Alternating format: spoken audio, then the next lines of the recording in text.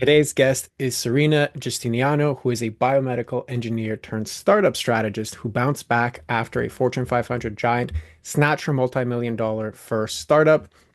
She rebuilt from zero, founded Fynix Software Solutions, and now shows early stage founders how to bulletproof their ideas, protect their IP, and scale without selling their soul. So, Serina, thank you very much for being on. How are you doing today? Hey, thanks so much for having me. I'm excited to be here.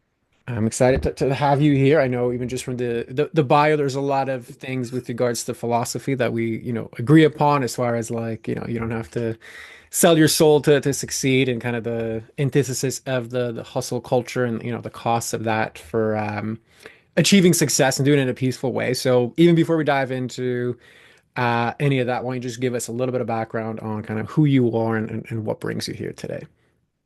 Yeah, absolutely. As I said, and as you said, yes, I'm a biomedical engineer and I'm a startup tech. I own Fynix Software Solutions, where we help healthcare systems with inventory management. But my newest adventure is my business coaching and business strategy, where I go under the aligned founder. And that is, yeah, that's where I teach people how to take their ideas from chaos, organize them, and create real strategies so that way they can launch with confidence without having to deal with all of the burnout and the confusion that can come with that. Okay, perfect. So as I always know, anybody in a coaching space is always supporting somebody else. So in this instance, you get to flip the script on that. And I love it. yeah, my question to you would be like, how can I best support you today? I'm very excited to flip the script. I always have said when I worked in healthcare, like I like to know what my patients went through. So we would similarly, like police officers, we would go through some of the medical, procedures that they had, like if an NG tube or an IV, or just to understand like what your patient was going through. So when I saw this opportunity from you, I definitely jumped on it because I think it's important for my clients to see that I'm not perfect. You're not angling to be perfect. You're never going to be quote, healed in that way. You're always going to be growing. You're always going to be learning. So it's really good to kind of take that vulnerability spot. From you, I definitely know that right now, as I'm building my coaching business, I have fears around guiding people in the correct light because I take on that responsibility very heavily. I never want to direct somebody in a way that doesn't feel aligned with them or it wasn't part of their vision. So, as I'm building my coaching business and I'm learning how to scale and market, I definitely suffer with a bit of imposter syndrome in the way of coaching other people because I know that everybody's systems aren't the same as mine. And I want to make sure that when I'm giving them this advice, that I feel the most confident in myself. Okay, perfect. And I know when you initially took kind of the assessment that goes as a preamble to getting on here, a lot of the drivers behind these kind of stresses that you have in moving into this new space revolved around fear. Like that was the category and the Mm-hmm. dimension that most of your stuff checked out on. So when you combine what you just said, right, there's just like imposter syndrome. I'm not really sure if I'm doing the right thing. I feel this responsibility to do this properly. How do you see fear manifesting in all of those, just kind of from your own awareness already? I definitely used to look at fear as a sign to not do something. I was confused on what my body was actually telling me, a lot of nervous system deregulation. So I noticed that from the past and working in such a strict corporate environment, that created a lot of what I'm feeling currently. I look at other people doing what I'm doing, and easily I'm like, I do this already. Like I know what I'm doing. I just think that fear comes in and it confuses me in times and it creates doubt that you're not the best at what you do or you're not worth it. I definitely feel that within myself a lot, unfortunately, with that fear. I definitely have grown, especially after losing my last business, to realizing that, be scared and do it anyway. That's kind of been my motto of like, it's okay to be scared. You just have to learn how to like work with that and not spiral into that fear. Got it. Okay, so when it comes to the actual experience of fear, you have practiced the courage muscle to be able to act within that fear. Mhm. But it seems like there's also a different dynamic happening where when it's not like fear in the sense of like I'm scared to do X task, but more around the lines of, you know, the doubt. Like, who am I to do this? Can I actually do this? These people do it. Like, what's different than me? That seems to be, at least from what I'm hearing, you correct me if I'm wrong, but that falls into a different bucket for you. It's not necessarily I'm scared, it's more that I'm doubtful. Like, is that accurate as far as your experience? Or I I definitely can think so. I think for me, it's been difficult because I've done so many coaching calls now. I've done so many discovery calls. And before every one of them, I'm terrified. I'm terrified that I'm going to sound dumb. I'm terrified that, they're going to look at me and be like, you don't know what you're talking about. Why would I talk to you? Why would I, whatever. And every single discovery call that I've had has been amazing. I get off every call and I book clients and I feel so confident after the call. It's just before every call, I am like, I go through these fears of doubts and I push through and I do them anyway, where me in the past probably would have canceled the call. There's definitely so many times where I've like given into that fear where I wish that I didn't, because it could have created opportunities. got it. So it seems like after the call is done, I feel okay, but it's because now you have evidence that you do actually know what you're talking about because the other person left happy. Is that accurate? Yes. Okay. So if we now backtrack that to prior to the call, you say, okay, well, I'm usually terrified, and before I used to run from that, but now like I lean into it. Okay, so there's that courage muscle. So that's obviously a good thing. That's a sign of growth. But now, if we're going into, okay, well, why is this happening? Is it actually fear, or is this more an inner critic that's basically doubting the essence of who you are, what you know, and your ability to contribute value? Well, I'm a child abuse victim. So, yes, it's definitely inner wiring. Okay, perfect.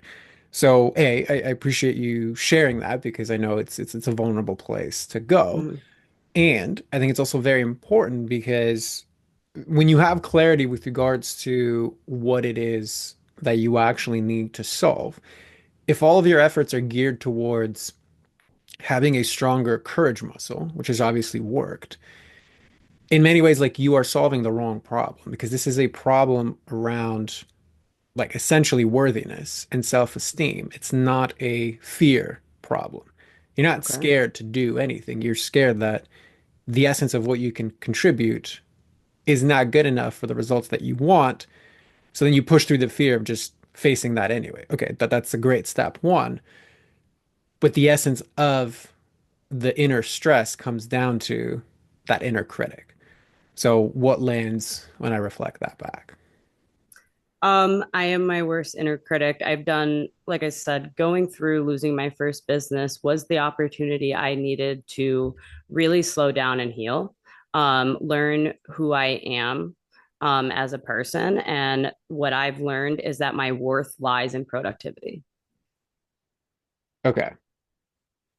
And when you say that out loud right now, my worth lies in my productivity. Mhm. Is there a part of you that believes that? Not so much anymore. I definitely feel it when I'm working on projects. I feel it more on the weekend when I'm not in this structured zone. During the week, I've filtered myself now in my lifestyle to kind of schedule in these peaceful moments. It's a part of my day, it's a part of my business. And that's just kind of how I restructured it. So that way in my head, it does look like productivity. Um, it's something that I know inner me still struggles with. But it's definitely something I see growth in. So on the weekends, I feel a lot of the time where I'm like, okay, this is your time. This is your time for hobbies. This is your time for, reflection. This is your time for rest. And like, what does that mean to me? That's where I've been trying to dive in because I know my career has been my worth my whole life. I mean, I have a PhD. Before getting a PhD, my whole angle was to be an MD. I worked, clinical healthcare since I was 14 years old. I felt worth in being important. I felt worth in being different. I felt worth in, being the one that worked 16-hour days and could rest for 4 hours. And I was proud of that. So now I'm doing the rewiring, as a 27-year-old woman, where I'm like, that is not something to be proud of. That is definitely not something to be proud of. I built this sense of success around not eating, not sleeping, and grinding. So now I completely took that and rewired that. And I've been doing that for about 2.5 years now. And that's what it's taken me to where I am now. And I'm 10 times happier than I've ever been in my life. I say that a lot on my TikTok. Like I really try to promote my authenticity there in a safe space where I feel that other people have done that, but I've also gotten a ton of criticism in the sense of, well, if you're trying to position yourself as an expert, you shouldn't talk about your failures. You shouldn't talk about your current anxiety because that, places you in a lower position. But I don't agree with that. And I will not stop talking about who I am and what I'm going through because the clients I have gained from that, every single one of them have reached out to me due to my authenticity, due to the fact that they can sense that I'm genuine.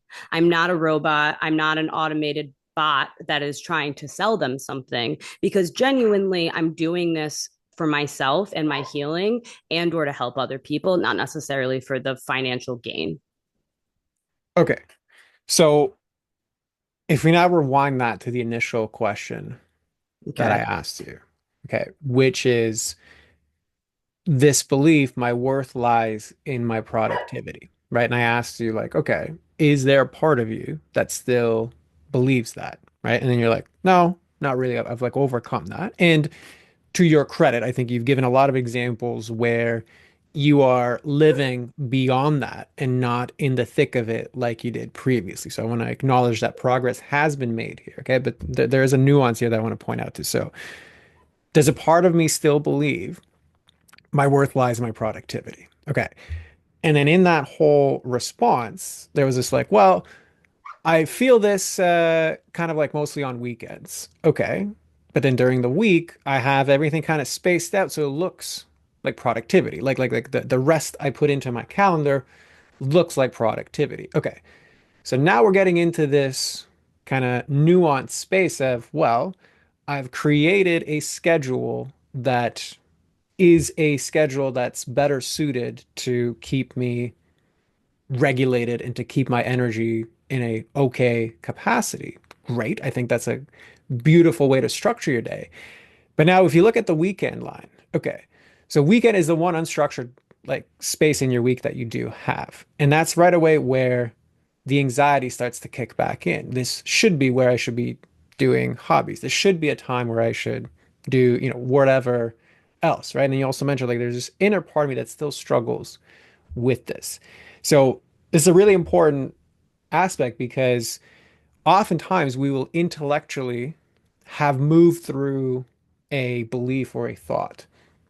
Okay, my worth lies in my productivity. And I think you've actually done that.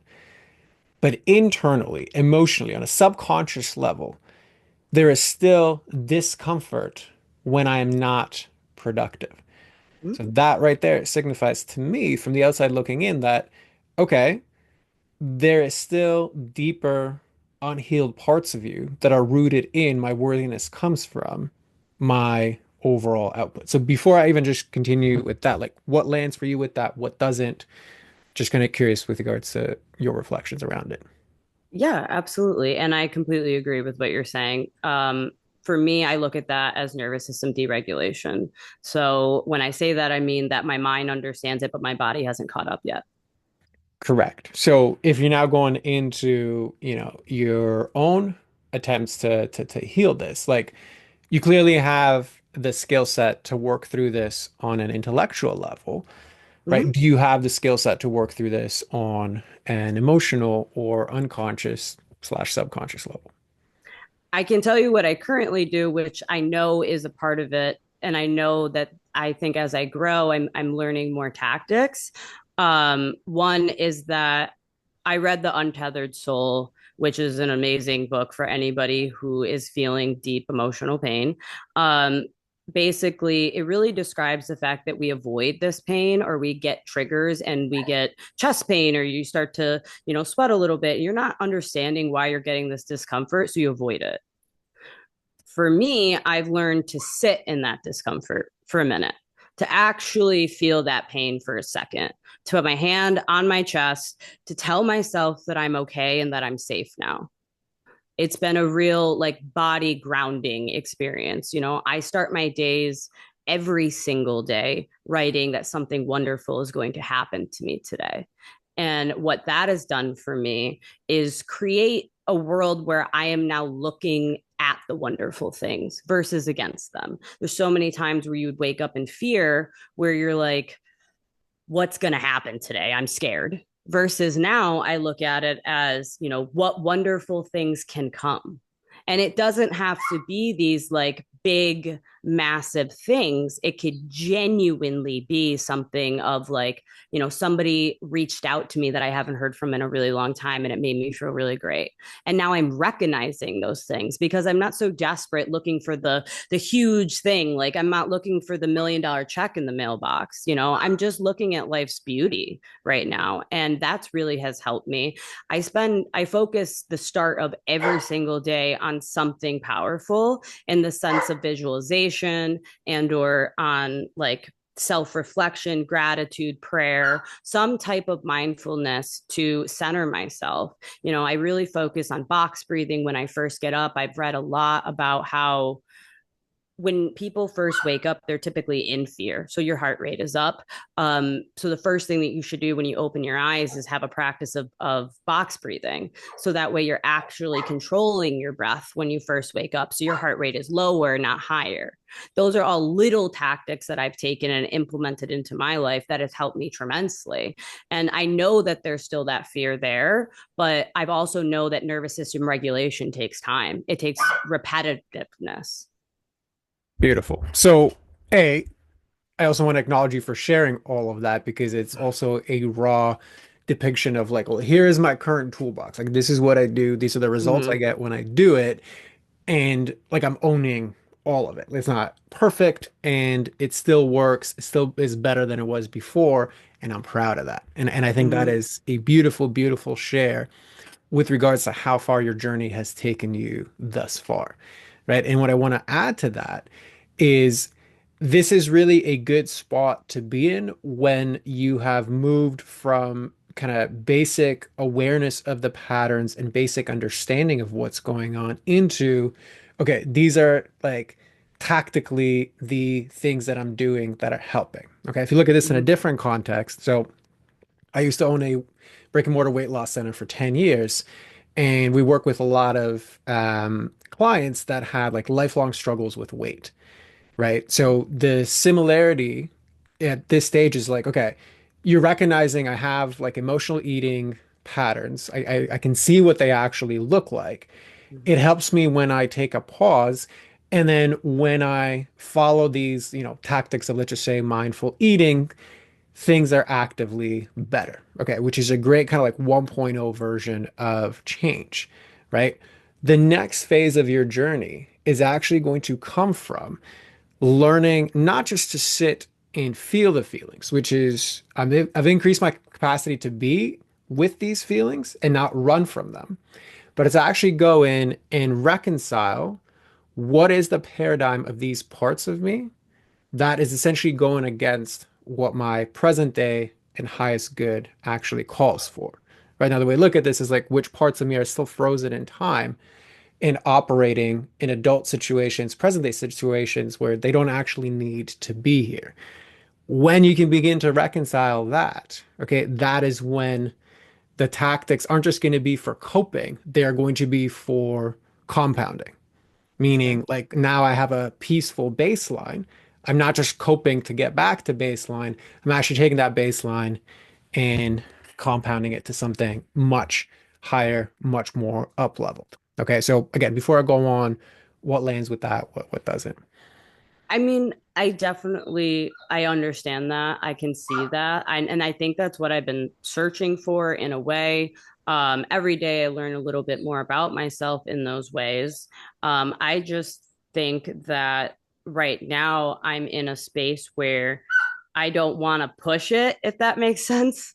Like I want to reach the next level, in my healing journey, and I want to figure out how to actually believe, the internal things that are going on, understanding my past to the fullest, understanding why things have happened to me.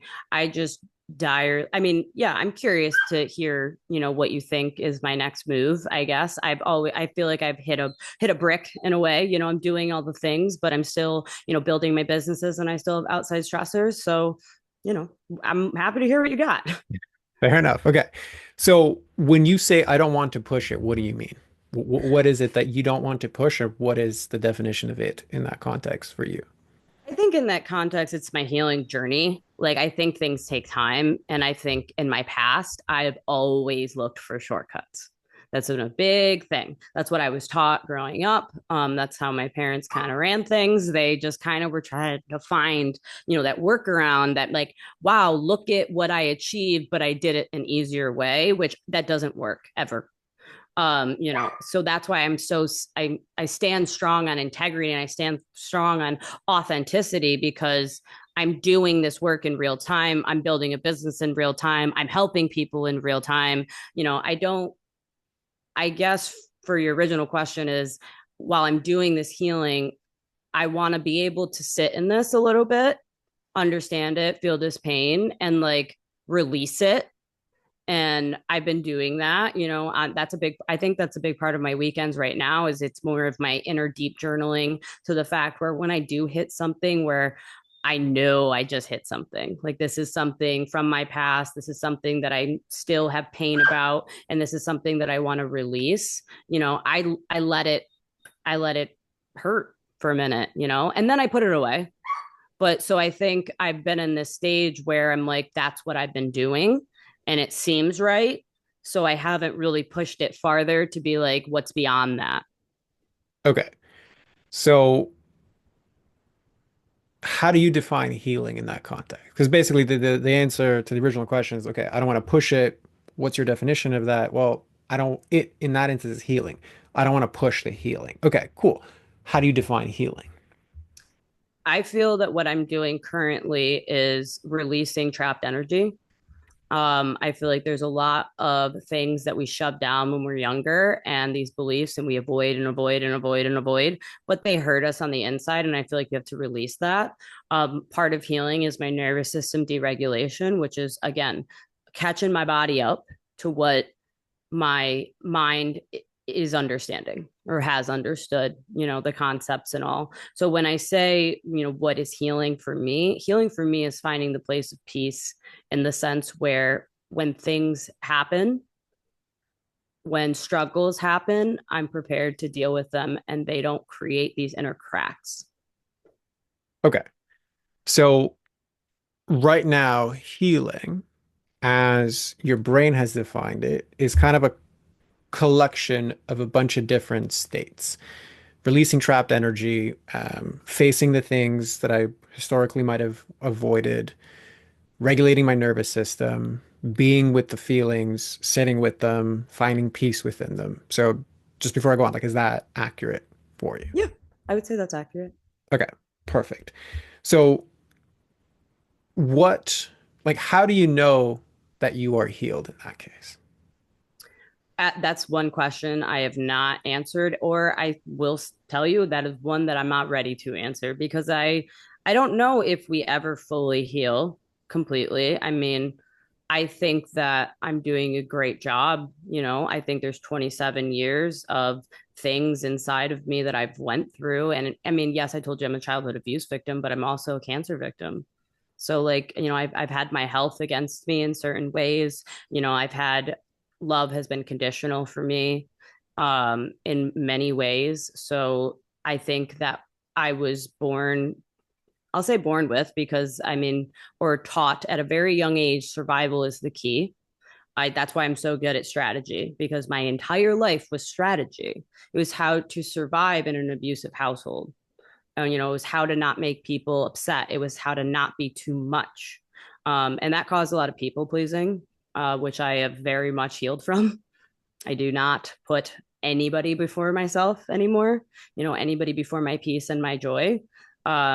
Or my families, I'll say, me, my husband, and my two dogs. It's my everything. That's the one thing that I don't let anybody touch.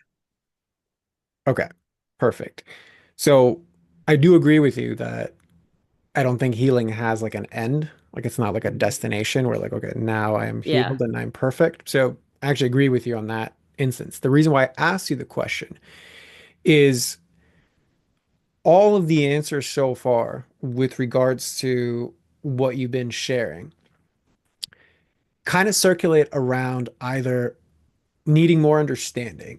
And when I listen to you talk about your past, obviously it's the first time I met you, so I don't know all of the details, but like the way you talk about your past, even just this past bit, the people pleasing, the abuse, putting myself like you have a great understanding of your past. I'm like, to what degree do you need to understand it more to kind of move forward is kind of like the follow-up question if we're just isolating that piece. But the reason I bring this up is like part of you wants more understanding. But when I listen to you talk, I'm like, you got great understanding. At least it's enough of a understanding to continue to work going forward.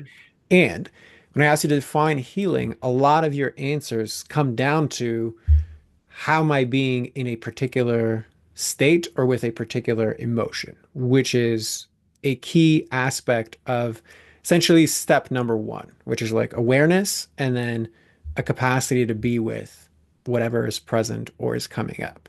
And I think you have that whole bit in spades. The reason why I've asked you these questions and the reason why I'm pointing this out again is when I ask, okay, what is your definition of healing? How do you know that you're healed? What I'm basically looking for is your brain rooted in doing more of the same or is it rooted in something that I actually want? Because if you rewind all of this, right, at no point have you said, well, when I sit for a coaching call, I'm actually excited. I'm not terrified that I think I'm not going to know what it is that I'm talking about.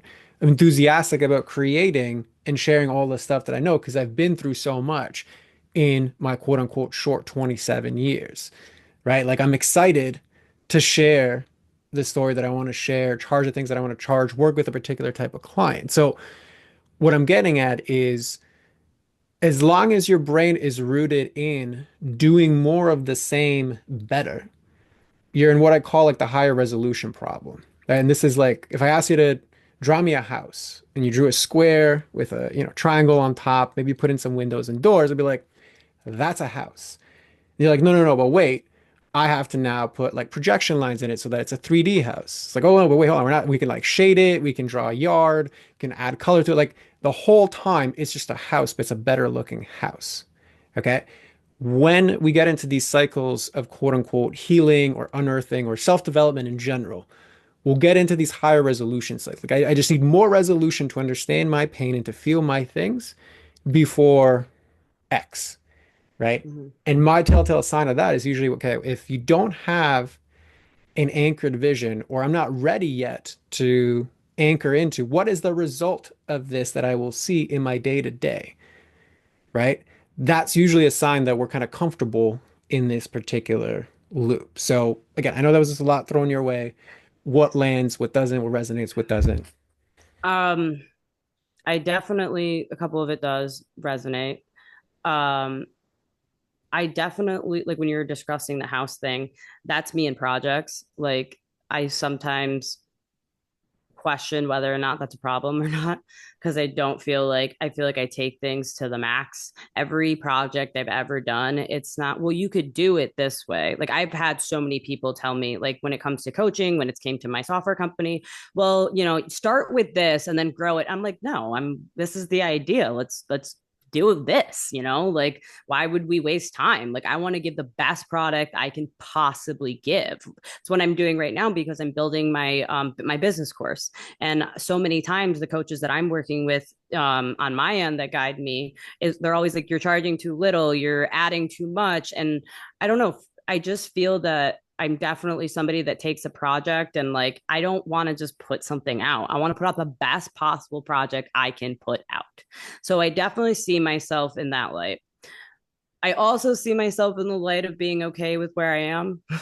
I definitely see that loop too, but I think that that's fear because I don't know where to go from here. I'm doing all of the things. I'm doing all of the educational part. And when you were talking about an understanding, and it seems like I have a good understanding, like it's not the first time that I've been told that. And I think that I'm stuck on what I'm missing in the sense of I do have a great understanding of what happened to me. I do believe logically, I lived in survival mode. Nothing was my fault. I'm beginning to like really see that. It's just believing it long term. Yes. Okay. So a few things I'll reflect back onto that. So Okay. number one, the resonance you have with regards to like the high resolution house. So your reflection back to me was that ability to go deep into something and like make the best possible thing, like you're describing the software or whatever. That is the gift that you inherently hold with regards to who you are. Like your ability to see the details, to see all of the steps, to like, go broad and deep at the same time. That is an inherent gift of who you are. Now, when these unconscious or subconscious parts of us that are still unhealed take a gift like that, they basically distort it into sophisticated sabotage. Okay. So, what I mean by that is the same quality that allows you to make a really good project is going to be the same distorted quality that's going to have you, major in the minor about things that don't really matter because they're distracting you from the fear that's actually operating that thing, Yes. right? Yes. Okay. So if that lands, right? So that the quality of character of identity you want to build there is discernment. Mm, A, to like realize, okay, what's the difference between the two? And that's a lot easier when you basically reconcile the parts of you that hijack the gift. Okay. So anyway, I see you shaking your head with that. So let's just stick with like what resonates with that particular piece. I've always known that I have the self-sabotaging parts. Um, and I just agree with what you're saying in the sense that I do that. I do that every day in everything and every project that I work on. I definitely think that I have something different and I have something unique about me in those ways. Like I have a gift, but I definitely see myself taking that into multiple avenues of my life and just the way that I do think it calls back to my strategic brain. I everything I do has a strategy. Everything I do, I twist to logic. It's just what I do. I'm just very good at it now, for really anything. So I think that I do that with my healing as well. Correct. And that's actually a good way to put it because the next evolution in your healing is basically learning to speak a whole different language. Mm-hmm. So much of your past strategies to survive and subsequently to also excel have been head up, Mm-hmm. right? Strategy by definition is like the app of your, prefrontal cortex, your logic, right? Everything that you are experiencing that is right now holding you back and or creating all of this stress is neck down. Okay. Mm-hmm. Yes, you've mentioned many things that you do to cope with that, Yes. right? But we're talking a layer deeper and like if you remove the driver of it, you never have to cope with it. Yeah. Okay. And that is a totally different language that historically for you has not really been safe to explore in the capacities that you've needed to explore them. Okay. Mm-hmm. Um, so that's kind of like where the next phase of your journey needs to lead to. It's like reconciling and healing that and eliminating the essentially the paradigms that run that on an unconscious and subconscious basis. The part that I think is still lacking for you to make that transition is what you mentioned in the previous question, which is like essentially boils down like I'm kind of comfortable with regards to where I'm at right now. Like I have Yep. enough tools in my toolkit to actually like cope with this. It's much better than it was before. Yes, I can kind of start to see why I'm gonna have to like work on this to go to the next level, but things aren't that bad right now, right? So basically, I'm in a state of readiness that's kind of in this space of ambivalence. I kind of want Well, it, but I kind of don't, things right? are the best they've been. We'll put Yeah. it that way. It's not that it's not that bad right now. It's that my life has been this steady incline in the sense of it was very bad from the start. And I see myself progressing each year. You know, during college, I would say that I was in a pretty strict plateau of just pressure, overworking, not having any of those tools in my toolbox, also not having the knowledge of what was happening, very much not loving myself, genuinely believing I am the problem. I am a problem. I don't deserve to be here. And those inner thoughts definitely created a season of depression. And when I started to kind of crawl myself out of that, now I'm in a place where I am the safest I've been. I think when I say that I'm kind of comfortable, what comes to mind when you said that was that I'm talking more logistical of time in the sense of I'm running through businesses right now and I'm doing the most I can do in the way of functioning and showing up for my family, showing up for my clients, and continuing to build. I think that's where it kind of, I go back to what I said in the beginning of like, I'm in a building phase. You know, my software company is growing. It's not where I would want it to be yet. You know, my coaching business, I just started actively marketing it 3 months ago. It's growing. I have clients. I've done 20 plus discovery calls in 2 months. So I was proud of myself for those things, but I'm very busy. So there's only X amount of time I have. And I think I fell into this with my last or my first startup that was taken from me is that I kind of like let the money guide that in a way of like, I was like, okay, grind as much as you can. Now you're going to get a great payout. You could take a year off. You'll heal then.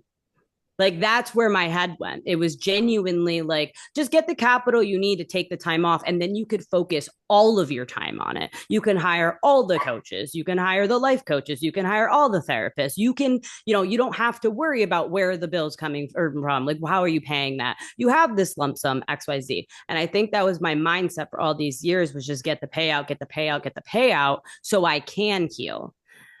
So when that kind of fell apart, I felt like it was the universe in a way answering my prayers in the sense of healing. Like they were like, you're asking for time. We're going to give it to you. I got fired. So I didn't have a choice. I took everything and I was as raw as I've ever been. I was also battling, which I still am in the middle of, unfortunately. I have to have 4 hip surgeries in a year, and I just had 2 of them over the winter. So I was not able to walk. And, I live in Western New York, so it is the grayest of gray. And it's not the easiest. When you're going through, I just lost this thing, I'm grieving it, I'm having surgery, and I can't walk or do anything for myself, and I'm trying to grow on the same term.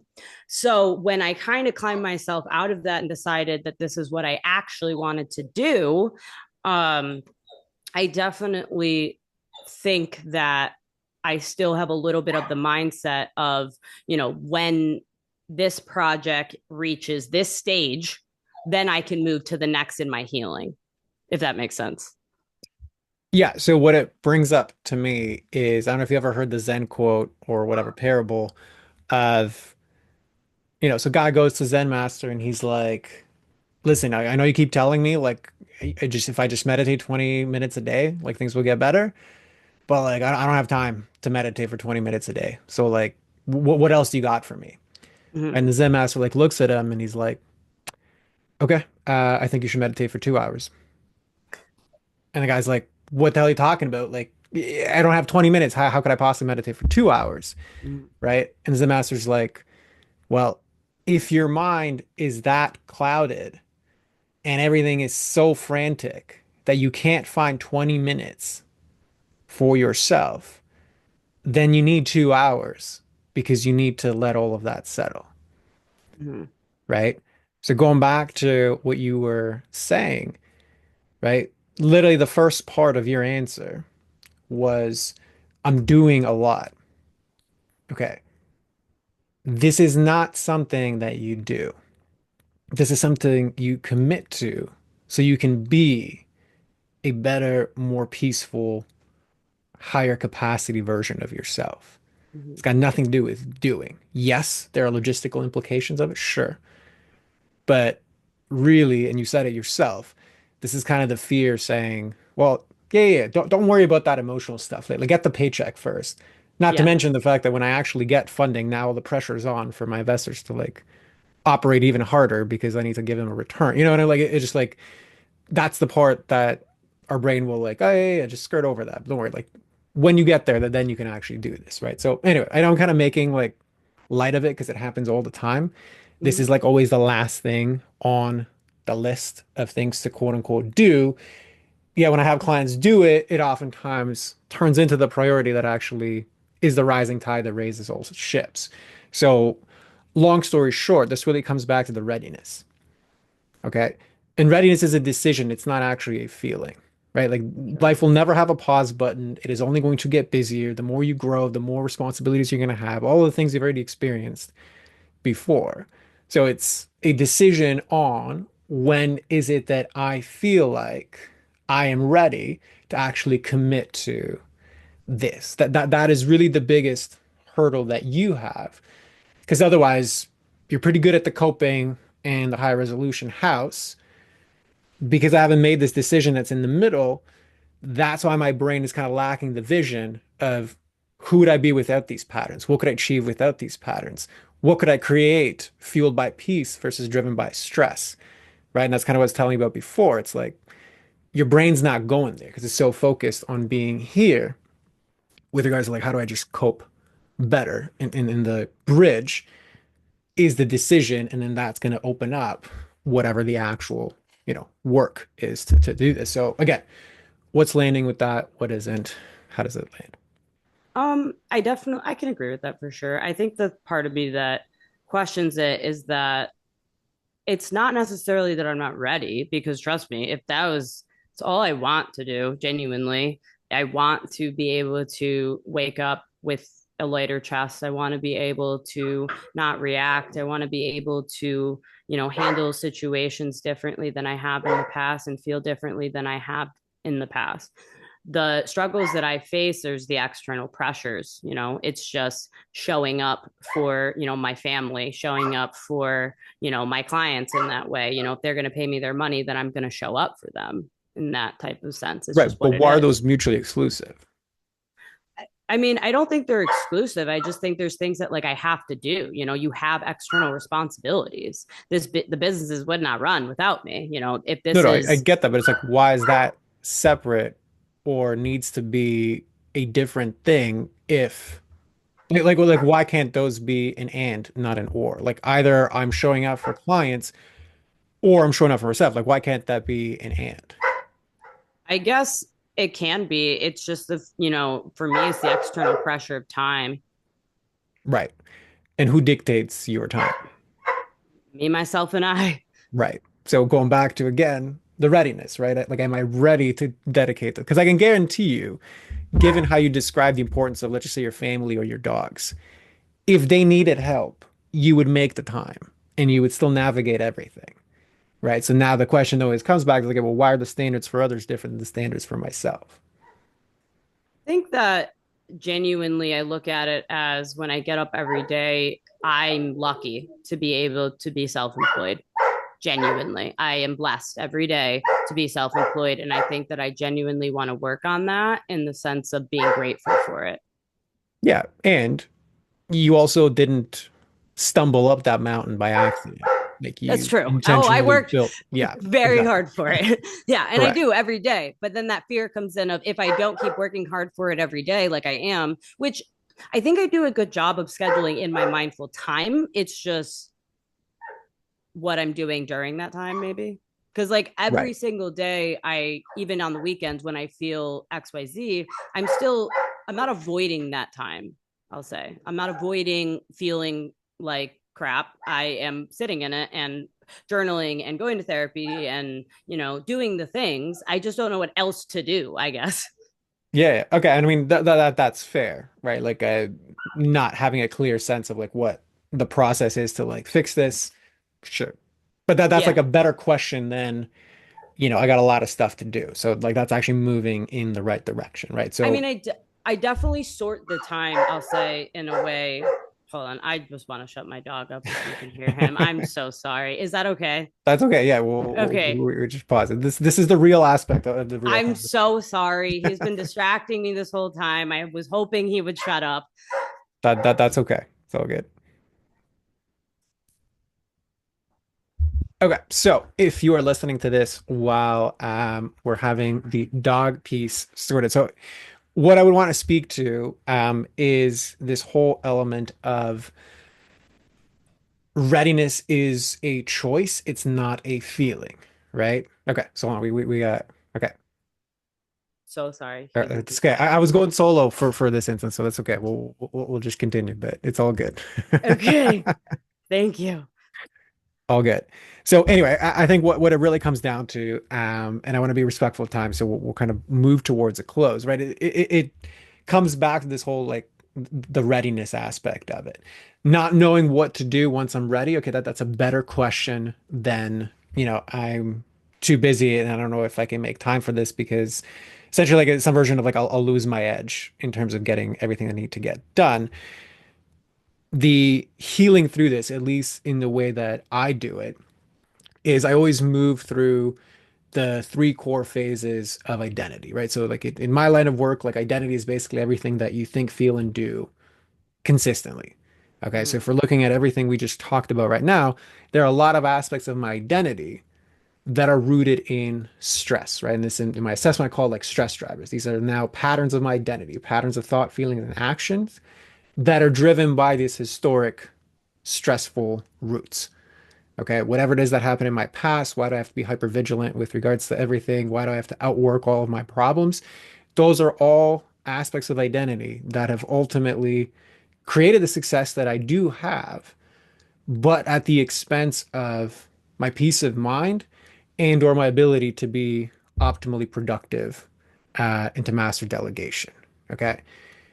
To heal that, basically involves healing it on three separate levels of identity. So where do my thoughts, feelings, and actions ultimately reside? In my conscious, unconscious, and subconscious mind.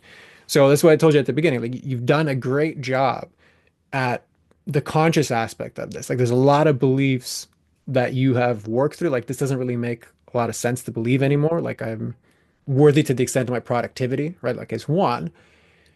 But emotionally, right? So subconscious to me is like anything that I kind of feel, but I can't really change. Like I know what I should do, but I can't really do it, right? This kind of feels this way, but I don't really know what to do about it, right? So that's where we have parts of us that are frozen in time or operate in a particular paradigm that goes against everything that we need to do or need to be in order to be what I call like operating in peaceful fuel.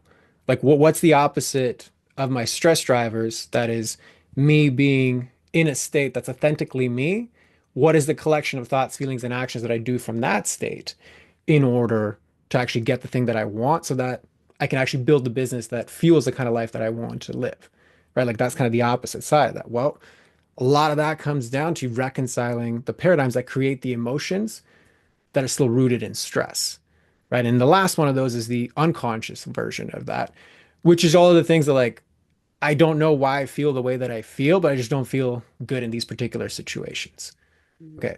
That is going to be a deeper nervous system thing, which is basically how do I create safety in the situations, thoughts, feelings, and actions that are aligned with a more peaceful version of how it is that I want to operate, right? And all three levels involve like need different tools at different times in order to really solidify it into basically a brand new version of myself, which the archetype that I have that for that is the peacefully ambitious CEO, right? Where you're owning exactly what it is that you want, your desires for more, but you're doing it from a peaceful state and actually leading from the front with it, right? Mhm. Now, I know it's kind of like a giant pitch with regards to what it is that I do, but the steps are kind of the same regardless of whether you work with me or work with somebody else. So I'm just kind of curious, and out of your mind, like hearing all of that, like what lands for you with that, what doesn't? Well, I'll say the first thing that I thought of is that we definitely have a similar thought process because that's basically what my entire business course is on. It takes the fundamentals of the start of business, but it also, gives you the steps on how to do it mindfully. Um, and so I definitely think that we're aligned on that. For myself, I know that I will not um compromise my integrity going forward for anybody else when it comes to how I build my business, how I function it, how I run it is genuinely based on my beliefs and my authenticity. And I won't change that. I think that going forward for myself, the biggest way that I know how to do it is just to own the fact that I'm still healing like everybody else. I may have more expertise based on my experience. This might be what I choose, to my focus to be on, but I'm not better than anybody else. Of course. I mean, those are the values with which you want to operate in. I think they're beautiful values and they're reflective of everything, that you want, how you want to be. So, like, those two are not mutually exclusive. Like, they are very much aligned with all of this. So, I think at this point, it's kind of like pretty clear where kind of like your biggest blind spots or like your biggest next steps lie. So, at least from my perspective, but out of your perspective, is there still something that's left outstanding with regards to everything we've talked about today? No, absolutely. No, definitely not. Like you have a great style on how that you analyze and explain things. And I really greatly appreciate, you reflecting back to me some of these things. And it definitely helps with the reassurance because a lot of what you reflected back are things that I, have in the back of my head. But you just say it in your own light, which definitely brings a different perspective to how you think about things.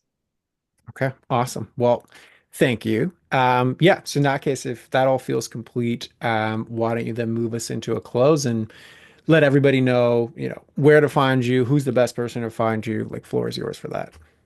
Awesome. Well, yeah, no, thank you for this opportunity. I greatly appreciate talking to you guys. Hopefully, if anything resonated, you can find me at the Aligned Founder on Instagram and TikTok, where you will see my links to my Beacon website. And that is where you can book online coaching. That is where I'll be dropping my coaching or my business course that will include a one on one coaching session, and there's going to be some other things coming up that I'm working on that will be dropped on that Beacon as well. So I hope that you guys at least go to my TikTok, give me a follow, and yeah, hopefully we can work together. Awesome. Well, as always, we'll include all that in the show notes.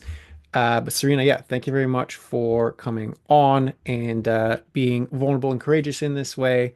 And for everybody else listening, we'll see you on the next one. Thank you.